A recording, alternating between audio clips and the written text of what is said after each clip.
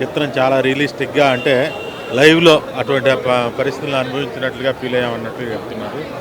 So అందులో ఉన్నటువంటి మంచి చెడులు అంటే దళాల్లో ఉండేటువంటి వ్యక్తుల యొక్క అంతర్లీనంగా ఉండేటువంటి మంచిని అంటే సమాజం మీద ఉన్న ప్రభావంగా చూపించేటువంటి చెడు ఈ రెండింటిని చాలా బ్యాలెన్స్ చేసి చాలా చక్కగా దర్శకుడు చెప్పినటువంటి తీరు చాలా బాగుంది. సార్ ప్రాక్టికల్గా ఎక్స్పీరియన్స్ చేశారు కదా, అంటే మీరు అనుకున్న స్థాయికి వెళ్ళిందంటారా?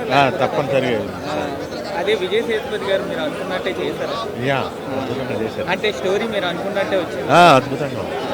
అంటే ఎలా రియాక్ట్ అవుతున్నారు సార్? అంటే ఇప్పుడు నార్మల్గా ఇంతకన్నా ఎంతవరకు ఎక్స్పెక్ట్ చేస్తున్నారు మీ సక్సెస్? డెఫినెట్గా ఇది పెద్ద ఘన విజయం సాధిస్తుందని చెప్పేసి ఎందుకంటే ఆ ఎమోషనల్ బాండింగ్ అవన్నీ కూడా అంటే సమాజానికి ఏం చెప్పాలి అనే దాన్ని చాలా అంటే చెప్పిన విధానం కానీ రీచ్ అయిందని చెప్పేసి మేము